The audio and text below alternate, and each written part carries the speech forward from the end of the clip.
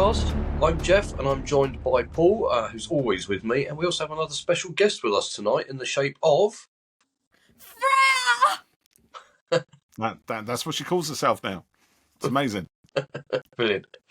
So we're here tonight to discuss the first two episodes of the proper dawn of the new era of Doctor Who. Return of Doctor Who That's to it. our screens. Dilly-dum, dilly-dum, dilly-dum, dilly-dum, dilly-dum. So Shooty is the Doctor. Millie, yes, he is. And we've been treated to two episodes already, Space Babies and The Devil's Chord. Yeah. So we're going to have a chat about each of those episodes. Let's do it, girlfriend. Give them a review. So let's start with Space Babies. What doth you two think? What doth we two think? He just goes straight in there every time, doesn't he? Just goes straight in where, you know, none of this, okay, let's talk about the story structure. And, let's talk about the narrative drive and the key motivation, the core conflict. I thought essentially what was going on here was a sad indictment on the moral responsibility that we all have as parents towards our children. We birth them into the world, and then, quite frankly, we just forget about them. It's one of those things, except we don't, obviously, because that would be bad. That would be morally reprehensible if we did such a thing. However, it's not the kind of thing which stops our parents of said space babies from just letting them float around in space until their spaceship breaks or they get eaten up by the bogeyman. Yeah. So there. What doth you think? Slay. There you go. Slay. Apparently that's a Gen Z term. What did you like about it, Freya?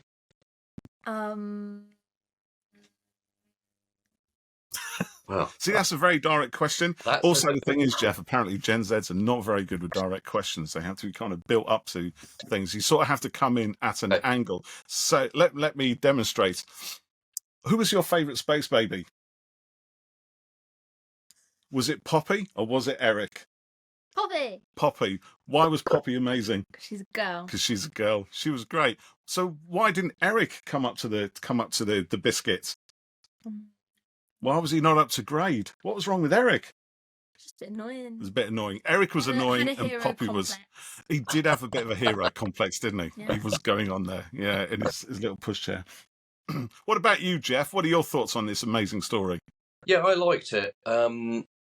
Interesting. I watched it with my twin girl, and first of all, I thought Shooty was absolutely brilliant. He's so full of energy and life in it, and he kind of does the more serious kind of side of things very nicely, as well as the kind of bonkers playful stuff. And I like little things where he sidestepped into the room, and he's always moving, and there's always something going on. There's sort of sidestep in, kind of strut, fizzing the whole time. And I really warmed to Ruby as well. Were you not warmed to her already from the Christmas story?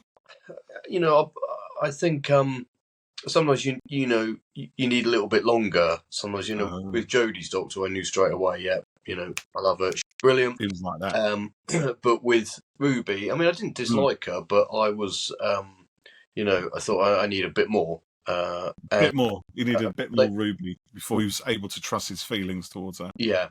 And I thought they played off each other really well, and that relationship was really nicely done. It's quite interesting that there's supposedly like a 6-month time gap between.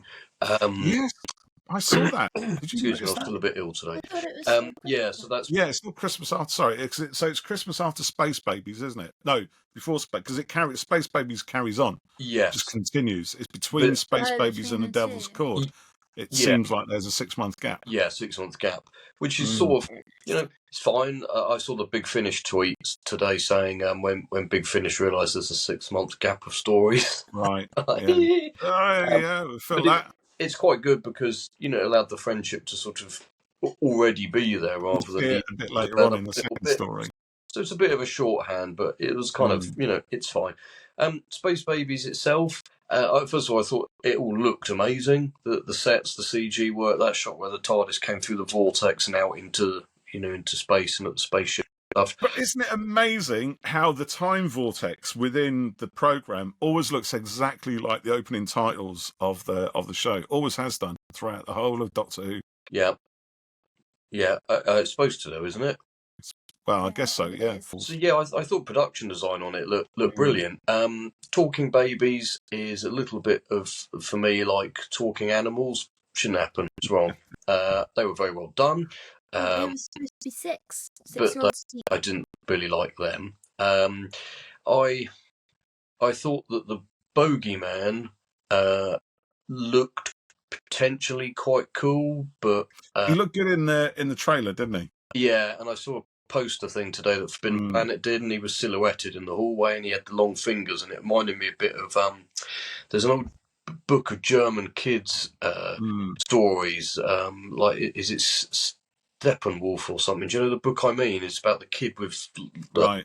long fingernails and stuff. Edward Scissorhands. No, it's not Edward Scissorhands. No? That was probably on it.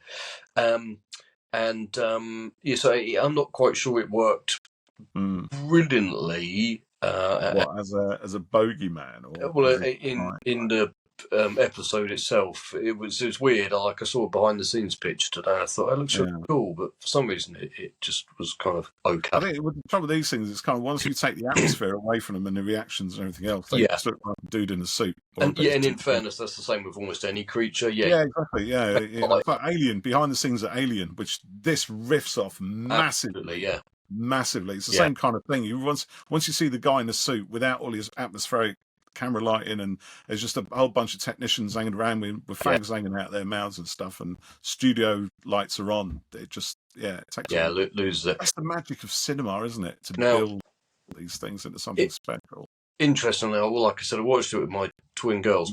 Oh yeah, and Phoebe kept saying, "Is he called the Bogeyman because he's made of bogies?" And I said, "Well, I don't know. You have to wait and see." She was saying, "Is he made of bogies?" She was sort of quite interested in it. And then, of course, the revelation that he is made of bogies, and as I was watching, struck down with a nasolated infection as well. It was quite. You do have a nasolated infection, I Jeff? do, yes. So it was quite befitting. Pretty disgusting. I'm quite glad I'm on the other side of the country from you, actually, because it's pretty nasty. Phoebe really quite liked it, and she quite got it that it was the bogeyman, and was quite literal. And I think if I hadn't watched it with the girls, I might have thought, "Oh, that really is kind of on the nose, half." But I was looking at it through them as well, and the fact that Phoebe kind of guessed that it was a bogey thing, and she liked that, I thought that's good. Yeah. So whilst the baby thing didn't particularly work for me, everything else did. My girls really liked the baby thing, and they were saying, "Why are they in space? And who's looking after them? And where's their mummy and daddy? And is the Doctor and Ruby their mummy and daddy? And have they taken them away and stuff?" So I was able to look at it through the eyes of some of the other people that the show is trying to reach. Yeah, exactly. And they really liked it. And when the bogeyman started to disintegrate in the airlock, it reminded me a bit of Alien Resurrection. When that's the end of that. The white alien. It's the most disgusting part of Alien Resurrection ever. It is on my notes. I did make a note of it. Yeah, that bit is. Did you write that? I did write it. I've written it here. Yeah. That bit is horrible, along with the bit when I put here Alien getting blown out of the airlock, ref Alien Resurrection, but with really bad science. God, him and the science. I'm the one who takes science, right? And he's being she does do science. I don't do physics, but still, physics is awful. But he likes physics, and every 5 seconds, well, that's not actually. That would never happen. It wouldn't happen like that. Everything we watch an Arrow earlier as well, and I'm surprised he didn't say it then. No, he normally does. I'm good mostly. Anyway, so apart from all the bad science, I did like Space Babies. I thought it was all right. I thought it was a lot of good fun, actually, and a kind of reminder that you shouldn't really take these things seriously. Doctor Who has only ever had a passing and slightly flirtatious relationship with science.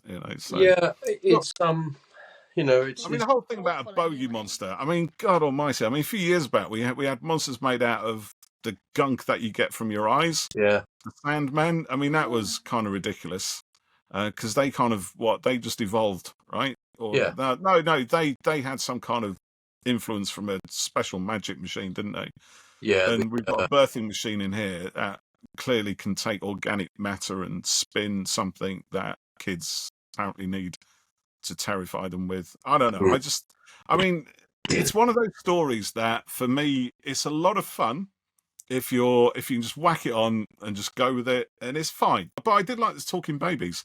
I howled like a drain when that, because it reminded me of the Haribo advert, and I love the Haribo adverts, except it wasn't quite as good as those, to be fair. But you know, it was that kind of thing. I like the What did you like? Because when he goes in the ring and he goes swimming so he doesn't drown. There you go. Yeah. So yeah, but I thought, yeah, it is Russell T Davies having a lot of fun, and that's fine, you know, because Doctor Who should be fun, and it's just a reminder to not just be an uptight old gid about it. Yeah. Just go with the flow. I think, and I did, and, Stop being you know, such a it's fine. sport right But now. then I started thinking about the morality of the whole thing, and they did say it's a weird planet. You know, this thing about why would you grow the space babies, but you're not legally allowed to turn the machine off. But you can just abandon them there to their fate. That happens here. Where does that happen? Get abandoned. So as an allegorical kind it of would be tied with Ruby so there you go. Yeah, maybe, but it's not exactly subtle though, is it? No. You know what I mean? It's kind of, you know, let's do something about this and just hammer it really home with a great big massive mallet that I found in my TARDIS just to do the job with. Yeah, I think for me, I never approached the show to, you know, looking at it from a true science angle. You know, it's like Freya said, it is science fiction. No, but it's annoying. It just annoys me when they play it. It's so loose and fast. You've just got to let him. I've only got that much patience to go with it. So if I'm going to go with it, the story has to be rock solid, and I didn't think it was. To be honest, I couldn't get over my hang-ups. The story wasn't strong enough for me to get over my hang-ups on this. So one thing I did like, and I've written it down up here also, what does that say, Frey? Don't forget Star Trek uniforms and Star Trek mentioned in universe. Yeah, they're going to go visit Star Trek, and we had Star Trek type uniforms, because that's the other thing, right? So this was all a crew from the space station who objected to leaving the space babies, and one of them stayed behind and became Nan E. Jocelyn, which is great, but yet the planet still, you know, does what it does. You know, the government there still did what it did when, you know, these lives are at stake. So yeah, I just think if it is an allegory for, you know, sort of abandoning children to their fate and stuff like that, and being, you know, leaving them outside of the system uncared for, then perhaps that's something you should be treating a little bit more seriously, rather than trying to throw it away just for the sake of a fart joke. Do you know what I mean? It's nice that obviously Ruby and the Doctor are both adopted as well. Yes. And they both, well... Yeah, go on, yeah. Well, Ruby clearly got adopted by nice people. She did. Mm-hmm. Yeah. I don't know if it was from when she was a baby, but it sounds like it. So it's not really, like, proper, but I suppose she, like, gets it. I don't know. She does get, this is the connection, isn't it, that the Doctor and Ruby have. They were both foundlings. Yeah. And, you know, and I like the fact Russell's kind of taking this whole timeless child thing into the new series. It's kind of nice. But, oh my God, they did bludgeon it a bit, didn't they? They go on about like this, like, you know, when you think about the TV movie, which is often kind of hammered because it gives you all this kind of exposition in the first 5 minutes, and Space Babies does exactly the same thing. And again, it's not exactly subtle. It's, you know, it's literally everything that Series 1 with Christopher Eccleston took a whole 3 episodes to kind of set up, right? And actually Gallifrey wasn't even mentioned until David Tennant was the Doctor, right? And something, and yet we get it all. You know, I'm a foundling. I was abandoned in space, and all my people are dead, and I'm the last of the Time Lords. They're all gone, Ruby. And then we get it again and again and again. Quite, you know, it sort of repeats. It's like really to hammer it home. Yeah. And the other thing I did like actually was the Alien references, because Alien is one of my top films. One of my top 2 films. I'm not a big fan of Resurrection, so I was a bit annoyed when it started doing that. Like you said, it was totally playing off that. It's the most disgusting part out of all the Alien films, and I can't watch it because it just makes me feel sick. Yeah, that bit, and when the white one is born, that's horrible as well. Oh yeah, that's nasty. That's gross. Yeah. Right. I was going to say something else. Yeah. Like, oh yes, So all the info dump at the beginning. You know, some people don't like you know, tell not to show. Exposition. Some people. Some people don't. No, this is true. It's okay.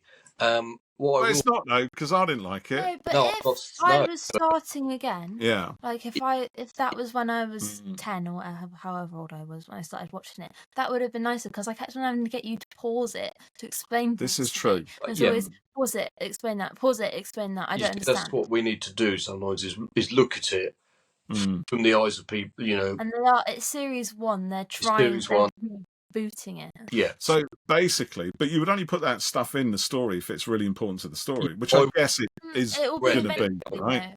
And it's nice to have a background because otherwise I'd just Google it. Yeah. But you like Googling, don't you? You're right. You know, you got none of that with Eccleston, but it could have been threaded through a bit better. I will say that the TARDIS interior is so much better with the coloured lighting on.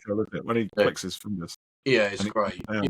Previously, like I was like, wow, it's really big and boring, but now suddenly it's come to life. It's all moody.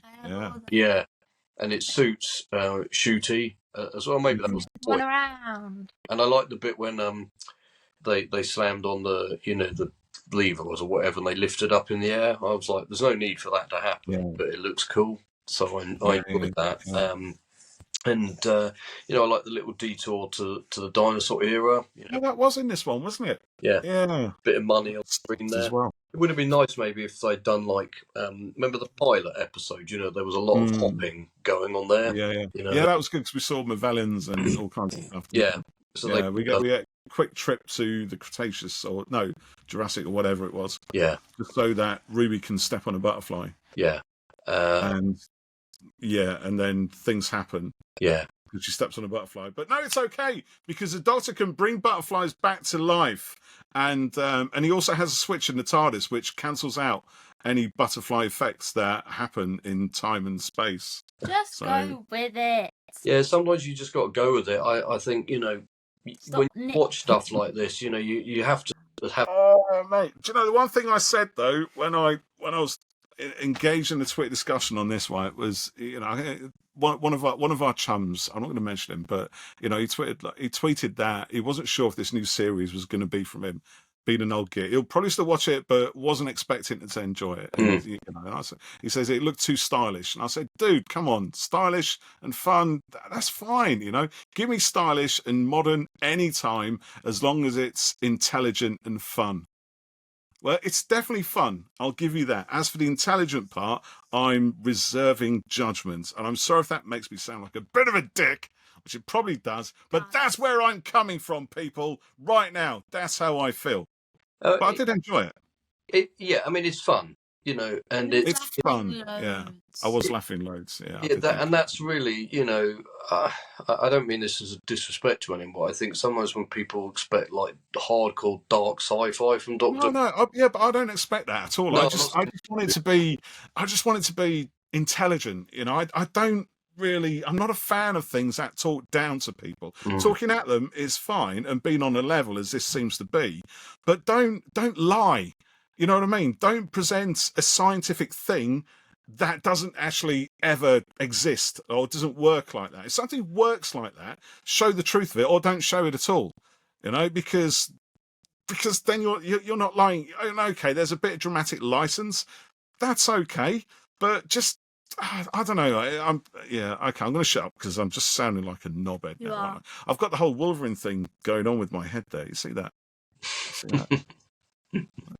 Anyways, yes. So I said what I said. We won't talk about butterflies not actually being around then either. So that's all. So, what did you think of the Devil's Chord? I loved it. I thought that was great. Did you like that one? I like that one. I thought that was much better. I thought that was much more intelligent. A really nice conceptual kind of thing with Jinx, who's brilliant. I thought that was really good. Queen of all queens. I'm not looking for it to be intelligent. I had a good time with it, and largely I did with Space Babies. I think if I wasn't feeling absolutely like death warmed up at the time, I probably would have been more into it. But you're poorly. Yeah, like I said, you were sick. Say again? You're a sick man. Yeah. I Oh, really sick. don't like talking babies and talking animals, so Probably if you're on meds when you're looking at talking babies and bogeyman monsters, that's probably going to freak you out, man. are they supposed yeah. That is going to freak your ass. But the Devil's Chord, I thought it was excellent. I love that concept of, what would the world be like if there's no music, and it is worst place, bit like what if there was no Doctor Who, so I really liked that, and the way I liked the use of the Beatles in it. It was such a shame I didn't get one of their songs, because imagine how amazing that would have been at the end to have. Yeah, imagine how much they'd have to pay for it, and royalties and repeats and DVD releases and everything else. I could have lived without another 6 episodes for that, Worldwide distribution across Disney. The Beatles estate would want a cut of that. I would think. But imagine the power that would have been. But it was fun, in it. Yeah, I agree. Really nicely. I must admit to being I'm not sure about Maestro. I think that the character was trailed as the Doctor's worst nemesis of all time, and then it was really pantomime. But then when Maestro did all the roaring and the angry voice and stuff, and towards the end, I was like, oh, this is more like it now. It's quite scary and quite a threat, actually. And I liked the tie-in with the toy maker as well. Maestro said that toy maker was the parent, and I think that's probably more like metaphorical than actual child. But so I enjoyed that side of the performance more. And I loved all the floating note things. It reminded me a bit like when Maestro went music battle. It made me think of Doctor Strange and the Multiverse. Well, they have to fight with the notes on paper and stuff. I thought that was quite cool. Probably see a lot more of that sort of thing now. Yeah. And again, I thought Shooty were brilliant. I loved the bit when Ruby played the piano, played her song up on top of the roof there. Yeah, that was fun, wasn't it? Really lovely piece of music, and kind of brought her into it really nicely, and the reaction of people to the music that they had heard, in that world was so good, and just kind of shows the power that music can have and how it can touch you. I also really liked the alternate London where it was all desolate. And before you say it, I know that you can't see those things from that. It's another lie. Who cares? I do. I care a lot. I always care about those things. They're important to me. Don't just write them over like that. Those things upset me. I would literally stay awake at night thinking, why did they do that? But you liked that they mentioned Shoreditch, didn't you? I did, because when he says, I live over there, at first I thought he was talking about when he was the 8th Doctor and he was living in Baker Street in a lot of the Big Finish audios. But then he said, and I've got a granddaughter, Susan. I thought that was really nice. But actually, I mean, the whole of that as well, that sequence, just back to the apocalyptic thing, that was a kind of rip-off of Pyramids of Mars, wasn't it? Because the Doctor does that to Sarah Jane and shows her, because she says, well, Sutekh doesn't win in 1914, whatever it is. And he goes, well, he does if we don't stop him. And then shows her what that future would look like. Well, and it's the same kind of thing here. It's nothing. Some people think Sutekh coming back, don't they? Do they? Well, do you know what? I was watching The Church on Ruby Road and Wild Blue Yonder and Star Beast and all of those things before this, in the lead up to this. Yeah. And there's that pilot, the spaceship in Wild Blue Yonder. And I kind of tweeted that and I thought, ooh, I would love it if this was an Assyrian, i.e. Sutekh, Horus, that kind of thing. I thought that'd be there might be, that'd be. I'd love to see those guys back in, as long as they're not just treated as a bit of a joke. It's just for the sake of it. And it's like, oh, okay, let's just, whatever. But anyway, I have to take you up on your Jinx Monsoon, mate. What did you think of Jinx Monsoon? Or Maestro? That's their character, isn't it? Yeah. The idea of someone, a devilish entity from beyond, can just... I mean, how many kids would have gone to school today, Monday, and be looking at the piano thinking... Yeah, and all of that is brilliant. I love the way it's great. Came out of the piano there, and that trio of notes, summoned him, and Oh, and they did the giggle, didn't they?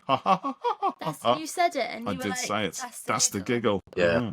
There's obviously something being planned with gods, and the salt has broken something down and allowed them to come through somehow. Yeah, somehow. So he used it as a game, didn't he? The salt thing made a game of it, which yeah, appealed to the toy maker. And if things happened, I like that kind of. Again, you could argue that that's a bit silly, and it is kind of ridiculous, really. But there's an expression of a philosophy behind it. It's this thing about this thing about the nature of reality and perception, and what we believe to be a truth. And without science and without rules and stuff like that, we're back in the realm of superstition and games, because that was a science of old times. And there's nothing to say that wasn't just as valid or structured or ordered the universe in such a way, any more or less than what we think of as science now does. There's nothing to say that magic isn't as much of a science as science. There's that quote from Arthur C. Clarke that says any advanced science that is misunderstood by anyone is akin to magic. So I love all of that, and anything which kind of plays on that philosophy is brilliant. And of course, music is one of the highest expressions of science, really. Music is science distilled into an art form, and the harmonies, the relationships, everything within, so much within maths and patterns that repeat throughout the universe that can be expressed through music. And the idea of taking that away, has effects, it has consequences, it changes the nature of time and space and creation and everything around us. So actually for Russell T Davies to say that Maestro is the most dangerous enemy or villain the Doctor's ever faced is probably true, because here's someone who can literally take away and change the universe just at a whim, just like that. A toy maker, breaks everything down into games, but still has rules that he plays by. Whereas if Maestro can literally rip out the fabric of space-time just like that, then that's pretty serious, mate. And I'll tell you now, the fact that they're completely psychotic to boot is slightly scary. Yeah, that's true. But natty dress sense, I have to say. I want that jacket with the panel a drag queen. It's brilliant. Selling it as the Doctor's most fearsome adversary. Yeah, you're right on that level. Yeah, when you read that, you think, oh god, it's going to be some sort of all powerful thing in it, and Maestro was all powerful, but in quite a different way. So I suppose I quite like the way that's. Yeah, but when you think of Doctor Who monsters who are powerful, right? Think of Sutek. Sutek, the destroyer of all things. But what do? They just went around and destroyed stuff. I am death itself. And we get a lot of grandiose villains who spout litany after litany, deliver monologues about I shall do this and I shall do that and you'll never stop me. They're not actually all that, really. They're just shouty people. When I think about it, I've probably spent about 3 hours today listening to music. Exactly. Imagine somebody took that away. Yeah. And the way, and on that level as well, because music, I think as it was discussed in the show, music changes the way you think, about yourself, about other people, about your relationship with the world. And again, you take that away, because the way you think changes your behaviors. It changes what you do.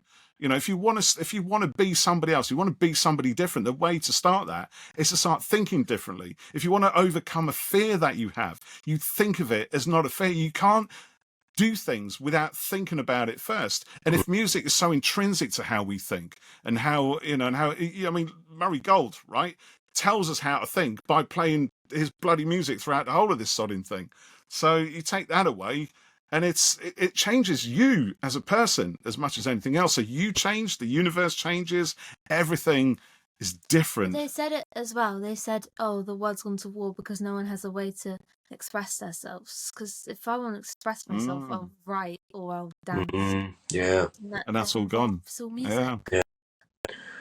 The science is gone, the creativity is gone. Yeah. Everyone's a little bit creative. Everyone I know listens to music. Everyone has a music taste. Everyone dances to a certain extent. What do you do when you go to a club? You do to a certain extent. My dad danced. What do you think of the fourth wall breaking stuff. Usually you know me, Jeff. I'm not a fan of that, but I thought it was great. Did you like it? Yeah. The little wink to camera followed by the song. It was done. It wasn't over. I know they did it quite a bit, but it didn't feel overdone. It didn't feel like too cringy. It felt appropriate. It felt like it needed it to me. Yeah. You know, if they hadn't done a musical number at the end of this show, I'd have been really disappointed. And also when Maestro did it at the start, after like when she started playing the piano, I liked that bit. Yeah, I like that. It's weird. It also shows kind of how she's controlling over everyone. Yeah, I didn't mind. More connected.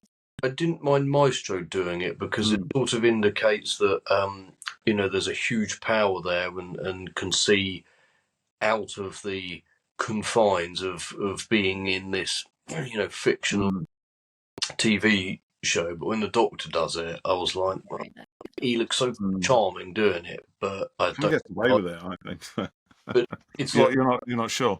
In Multiverse of Madness, when the scary bit in that film is when Wanda turns and looks at the audience, you know, when she's in the kitchen, it's just a little look, and it's like saying that she's got all this power. She's coming for you. She knows that we're out there, and she see all these realities, and you start to break it all down in layers of meta-ness and stuff like that. So for Maestro, I was like, yeah, that's cool, but with the Doctor, I was like, And it's a bit like when Capaldi looks at the camera at the end of Deep Breath after he's knocked off the Clockwork Man. I was not sure about that. And whilst I give it a pass because it's the Clara theme, when he played Clara's theme in Hellbent, you know, I was like, breaks it, doesn't it? It was sort of getting. On one hand, and when he plays the Doctor Who theme music on his guitar, and we had that in the piano as well. Sorry, to make the screen shake, but that was quite good fun. I mean, it was fun, and there is a part of me that really likes it. I quite like the Scream films and stuff that's self-referential. And they know they're in a film and stuff like that. But I think there's still got to be some boundaries before you start breaking it all and the whole thing. Then for me, that's when it starts being like, well, the Doctor knows we're watching, so what's the point of any of this? You know, it's a bit like with No, I get it totally. I think I think you're right, because that would normally be my stance on this. I've always said, you know, I think if you break the fourth wall, you've got to do it convincingly, confidently, and it's got to be right for the show at that point. Yeah, it has. And I for me, it was, looking at some of the comments I've seen online, for a lot of people, it wasn't. But then I think it also probably depends, in this instance, how disposed you are towards musicals. And I love a good musical. Yeah, but it's good fun. You do as well, do you not? I like musicals, but you know, in She-Hulk, it was part of that structure, and you're like, oh well, this is weird because no one else in the MCU does this, and then she like literally tore out of that. Fictional world and met, you know, Kevin and everything, and you know, I would not be surprised if it's not something with Deadpool like that to explain how he can do it as well, you know, and knowing that they're in you know, a story. But yeah, I was not fully sold on that. No, that's fair enough. I think that's I think that is probably a more personal thing, perhaps. With that, but I thought the story was great. What have I written down here as well? Actually, don't forget. Oh yeah, June Hudson was in this. There was quite a few cameos. I think Shirley Ballas was in there as well, wasn't she? But June Hudson, costume designer from some of the later Fourth Doctor and early Fifth Doctor stories, which was rather nice. So it was nice to have in there. About the building story that Ruby is something special and is connected, and she can make it snow indoors, and there's something weird, and you know. Yeah, I just hope it pays off, mate. That's all I'm saying. So she can make it snow. No, it's the memory, isn't it? The memory seems to trigger snow. Somehow the nature of the universe changes when that memory of her being abandoned on the church doorstep is triggered, I guess. So that was, I don't know. I mean, it doesn't surprise me, to be honest. All right, it doesn't surprise me that, because this is Russell's territory. It's what he does, right? You know, seems to always have companions who are more than just human, and that's fair enough. You know, it's a sci-fi show, it's a fantasy show. It's not my preferred companion, to be honest. You know, but if the payoff's good, then I'll be rooting for it as much as anybody else. I was a bit like, another special one, but I did quite like what was being done with it, and I like Ruby. You know what I mean? I think she's great. So I like her style. You like her style? Yeah, her boots. Yeah, she's cool. Boots. You know, Rings. it pays off satisfyingly, and you know, is worthwhile. I think maybe tempering expectations about who the hooded woman is. It's not going to be with her. It's not going to be the Ron. Yeah. You know, but the other thing that is, or the person that keeps popping up is that Susan Twist, who. Susan Twist. I keep seeing this name online, but who is that? Well, have we seen her yet? She's an older actress, and she's been in all of the episodes so far. So she's in the audience in Church on Ruby Road. So Susan Twist is the actor's name. Yeah. Well, and plays different people. Got it. Right. I thought that was. I never noticed that. Who was she on Space Babies then? She was on one of the screens saying something. And in Devil's Chord, she's in. We're only Doctor Who credited in Devil's Chord. All right. Okay. So I thought Susan Twist was a fake name, like when Flash Dewan coming back in the Timeless Children, I think it was. He had a fake name listed in the credits. But Susan Twist is a real actress, and she's done quite a lot of stuff, actually. I never noticed that. Never saw her at all. Yeah, she's in. She's had. And she was in Wild Blue Yonder, maybe, or something. She's in the past in it. Yeah. So yeah, she's there. Is she in the Isaac Newton scene? I think so. Yeah, must be. Mavatir. Yeah, that sucks as well, but it's not over that. So yeah, overall, and I liked the song and dance number at the end. It was so But you did like the song and dance number? Yeah, I like musicals. Yeah, I just think there's a literal time and a place. Fourth wall breaking.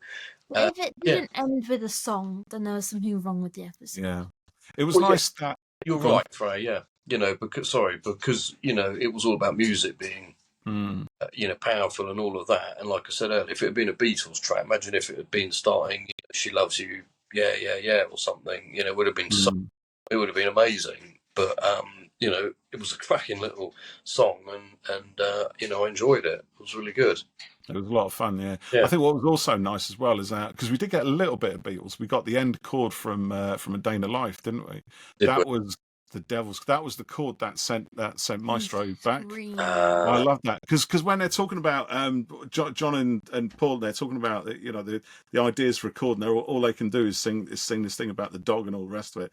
And I thought that's A Day in the Life. You know what he's describing. You know, AC and the G and the G. And, you know that's the chord for A Day in the Life. And you can kind of see it. And they do it at the end. And you know, John sees the piano, doesn't he? And then Paul joins them, and they just do that. Dun, which I think, and better people will know this or not, but I'm pretty sure there was a school of thought who reckoned there was some hidden message within that part of the record. You play it backwards, or you play it at slow speed or a fast speed, and you know, it summons the devil or something. You know, all these anti-Beatles kind of things. Yeah, like Wise, which I thought actually, if that's kind of referencing the whole Devil's Chord thing, it's quite a nice little twist on it. Yeah, it's like why is McCartney not wearing shoes on the Abbey Road covers because he's dead. Yeah, stuff like that. People are always looking for little conspiracies and things. And whilst you know, there's other bands that it would have been nice to have been the equivalent of the Beatles in the episode. U2, I think it did work really well with them because they are. Yeah. Well, I think because the Beatles are more global than U2, right? Everybody pretty much knows the globe, you know, the Beatles, and I think we've all got some kind of shared experience with the Beatles music, you know, across different generations, you know, and they were so of the 60s, you can't really extract one from the other. You could arguably do it for Elvis, possibly, you know, I don't know, but I think and of course the Beatles And they are British indeed, and they've been in Doctor Who as well, sort of. Yeah. You know, they were sort of in the chase and a little blink and you miss it. No, it worked really well with them. It was a good. So we've got some thoughts from other people on these episodes, including an audio file that we've been sent via SpeakPipe. We do, yes. Shall we play it? We shall. Let's play it. Are you ready, boys and girls? Here we go. I don't know. Hi, my name's Nick, also known as The Ponderer on YouTube. I do my own regular reviews of the show, and I just wanted to say that I think Space Babies was pretty fun. It was, you know, not perfect by any means. It had some pacing issues, and I think the humor was hit and miss. But really, it felt like RTD doing his own version of The Beast Below, and I find that kind of compelling. And it was definitely carried and sold on the electric chemistry of Ncuti Gatwa and Millie Gibson. The Devil's Chord, by comparison, is like an instant classic, I think. Not quite all-time great, but you could make the argument, I think, certainly. It's, I think, the moment that this show needed to like solidify firmly its sense of tone and style, and it's the biggest indication of the show that we will be getting going forward, I think, and I'm very, very excited. Jinx Monsoon is like an instant all-timer performance of a villain, and like I love it so much. And Gatwa, perfect. Like the Devil's Chord is easily the highlight of the 3 Gatwa stories so far. Yeah, that's about it. Thank you, Nick. Yeah, do you know what? That's very interesting. I always say that's definitely the best of the 3 so far. Really, you know, other than feeling that Maestro was a little panto at times, I thought the whole thing was excellent. She's a drag queen, Jeff. Yes, I know, but I just felt it was a bit OTT. But you know, but I get what you're saying. You know, and I think that episode in its boldness and brash and its ideas and the fun and the darker edges and the emotion is probably kind of where we'll be going with all of this. We'll be saying this and then boom will happen next week and it'll be totally different. I was just gonna say, you know, when they get in the Devil's Chord, when they get changed for like to be in the 60s, but they could already fit in basically. Like the clothes they were wearing already weren't that. Yeah, I love that. Quite fun they did change. I loved their change, and then they look like. Yeah. But and then they get so excited because they walk into like the Beatles bit, and it's the fact like you kind of think when they start walking in, and then Ruby's like, "Oh, how are we gonna like be able to get in?" And you think the doctor's. I thought the doctor was like, "Oh, like sonic paper, psychic paper." So I'll just use that, but actually Ruby's like, "Janet said we could take over." I love that she does it. And I think that is kind of like what you said. There's a 6-month gap. She's clearly like she's right into it, and that's good because you know it means things can get moving quickly without having to, you know, get too bogged down in trying to explain that stuff, and also the sonic's getting used for sort of different bit now actually. And then they like go into the recording studio and they're like expectant faces ready to hear it, and they just go, "I love my dog." Yeah, I love my dog. I mean, that was great. It's how bored they are. And it's like, I just want to go home and work in a shop. Just want to go home, work in a shop all day long. You know, that's all I want to do. That's not what you would think from the Beatles. Yeah, you were near McCartney saying that, really. So, what did other people have to say?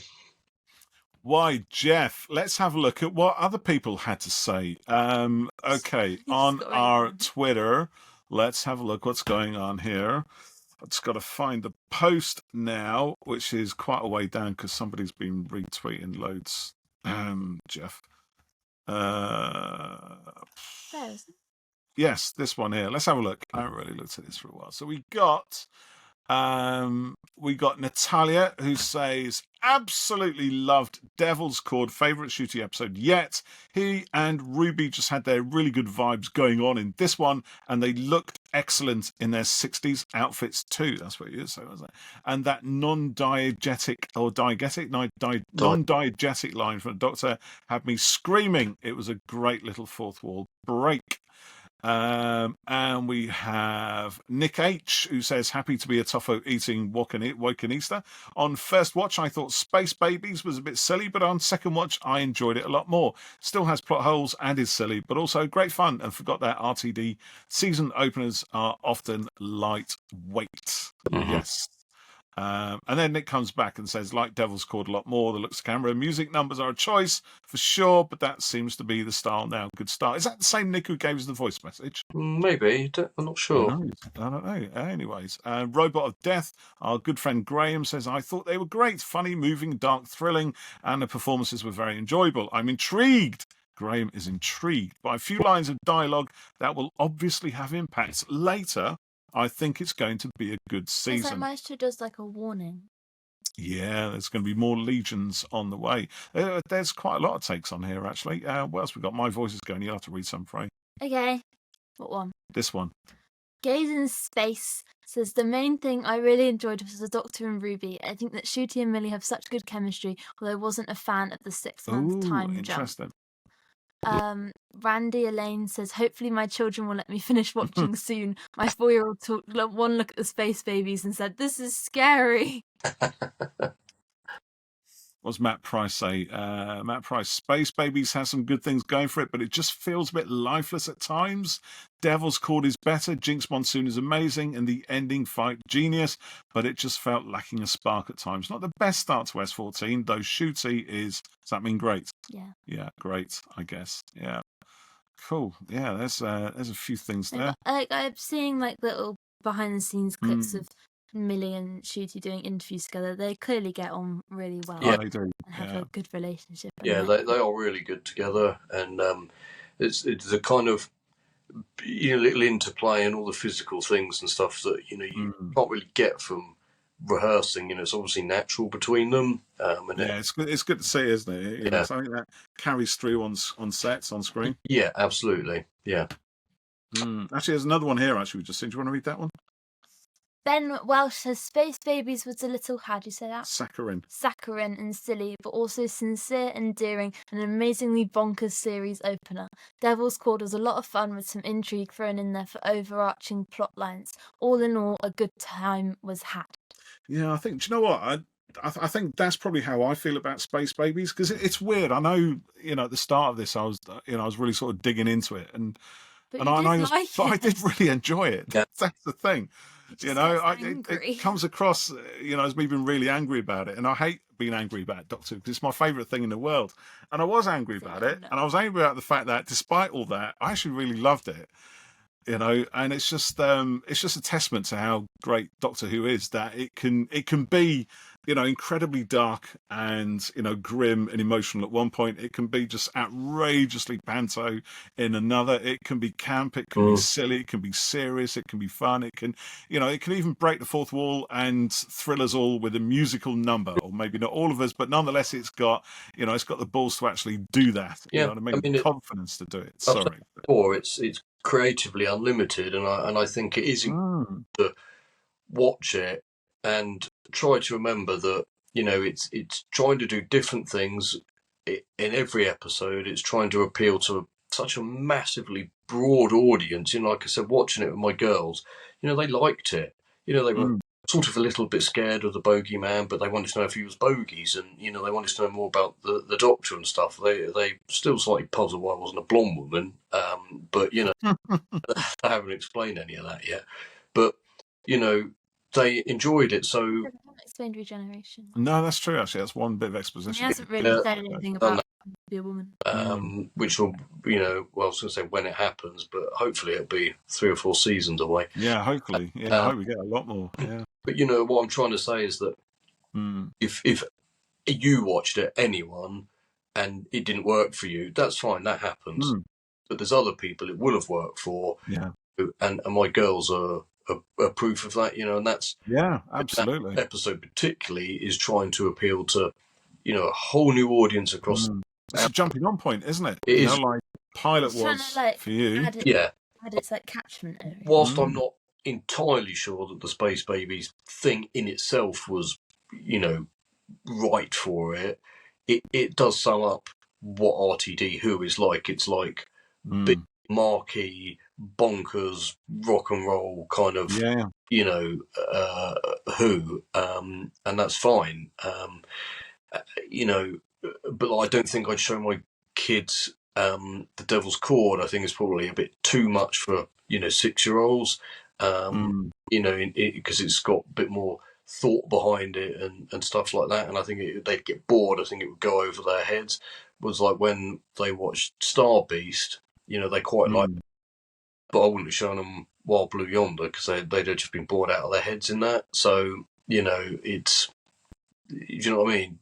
Some episodes. Yeah, exactly. Yeah, it can move between those Yeah. sort of high concept thrillers to something that's just basically toilet humour and bawdy jokes. So, you know, but why not? You know, and the thing I like about this as well is that, you know, we've always said on this podcast and between ourselves that, you know, Doctor Who thrives on change, which is a universally recognised fact that we all recognise, but sometimes forget, myself included. And this series does feel very different. Yeah, it does. You know, it feels very different to what came before, and it also feels different to the first Russell T Davies. I kind of wish they'd had a different musician than Murray Gold, or even, you know, because then it would be even more different, you know. But I like the fact it is still pushing the boundaries, you know, it's still giving us different, you know, the Christopher Eccleston, David Tennant, you know, those ones, those stories. It feels like those because the music is very similar. Yeah. But it's moved on, you know, his writing is very different. That's why music is important. Exactly. It's very important. But there you go. So I'm looking forward to the next one, which is a Stephen Moffat story. So we will be back next week to talk all things Boom. Boom. I'm expecting clever stuff with this one. It's on your birthday. Hey. On her birthday. It's going to be, how old are you going to be? 17. Wow. Quite crazy. Well, how old were you when you did our first podcast? 14. 14, when we did Miss Marvel. Do you remember that? Yeah. I've been for ages. Captain Marvel, sorry. I remember you saying, and I've got a 14-year-old daughter. Yeah. Who likes all this stuff. Yeah, that's No, I'm bit nearly older, 17. still likes it. Yeah, hey, all getting older, mate. But you know what? Doctor Who is still there with us throughout all these years. Yeah. And in the future, people who are my age now, what are they going to be saying? I'll tell you what they're going to be saying. They're going to be saying, do you remember the one with the space babies? Oh, those was the days when Doctor Who was proper Doctor Who, mate. I'll tell you. They will. They will, yeah, you're right. You know? On which note, shall we say, I'll bid our listeners farewell, darlings, and we shall see you next time when we'll be talking about Boom, I guess. But we have other episodes in between these as well, so do check them out, particularly our massive, awesome interview with the fugitive Doctor herself, Joe Martin! Joe Martin! Oh! It's brilliant, really brilliant interview, so do check it out, please. Anyway, that's enough from me, from Paul. Freya! Thanks for Tanya! And Jeff. You cue it up, but you don't always get it. Right, thank you, listeners. See you next time. Bye for now.